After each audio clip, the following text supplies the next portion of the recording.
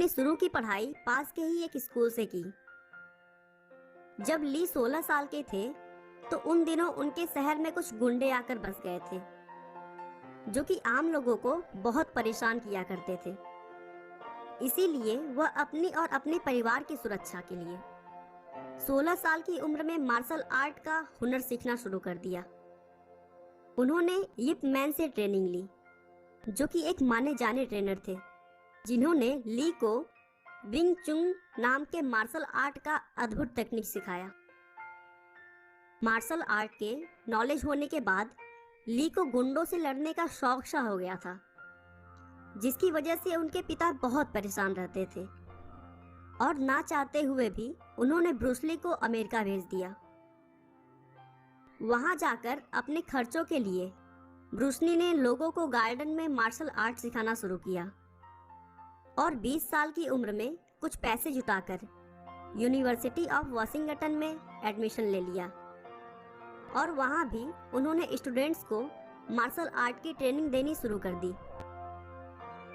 इसी बीच उनकी मुलाकात लिंडा एमरी से हुई और उन्होंने लिंडा को अपना दिल दे बैठा और अगस्त 1964 में शादी कर ली। ब्रूस ली और लिंडा के 2 बच्चे हुए, ब्रैंडन ली और शैनन ली।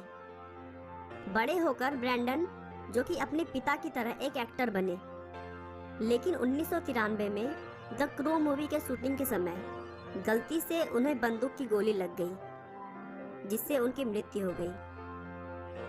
शैनन ली भी एक अभिनेत्री बनी और 1990 के समय तक उन्होंने कुछ फिल्मों में काम किया, लेकिन उसके बाद से उन्होंने एक्टिंग छोड़ दी।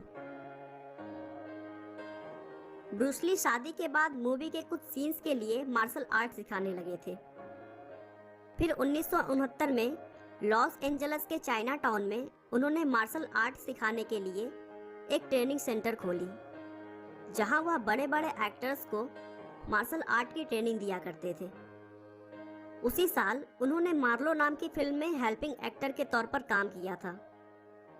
ब्रूस ली ने अभी तक बहुत सारी फिल्मों में तो काम किया था, लेकिन वह अभी अपनी एक्टिंग के लिए फेमस नहीं हुए थे।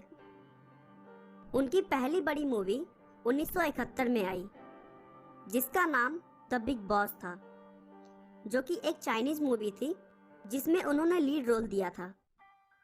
इस फिल्म की वजह से ब्रूस ली पूरी दुनिया में प्रसिद्ध हो गए।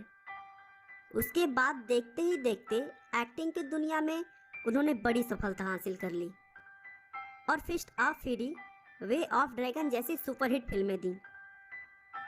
ब्रूस ली एक अच्छे आर्टिस्ट और पोएट भी थे। उन्हें किताब पढ़ने का बहुत शौक था। इतनी सफलता के बाद किसी इंसान की जिंदगी में अफवाहें ना आए, ऐसा तो पॉसिबल ही नहीं है। लोग कहते हैं कि बुलंदी पर पहुंचने के बाद उन्हें नशीली दवाओं के सेवन का शौक पैदा हो गया था। वह अपने आप को मार्शल आर्ट का संपूर्ण गुरु बनाने की सनक में जरूरत से ज़्यादा अभ्यास करना शुरू कर दिया, जिससे उनकी दिमाग की नसें कमज़ोर पड़ गई थीं। 20 जुलाई 1973 की शाम ब्रूस ली के सिर में हल्का सा दर्द हुआ। उन्होंने दर्द की दवा ली और थोड़े ही देर में वह बेहोश हो गए। वहां से तुरंत उन्हें अस्पताल ले जाया गया, लेकिन उनकी बेहोशी फिर कभी नहीं टूटी और यह मार्शल आर्ट का बादशाह 32 साल की कम उम्र में ही इस दुनिया को अलविदा कह गया। दोस्तों, ब्रूस ली का कहना था, यदि आप किसी चीज के बारे में सोचने में बहुत अधिक समय लगाते हैं तो आप उसे कभी नहीं कर पाएंगे।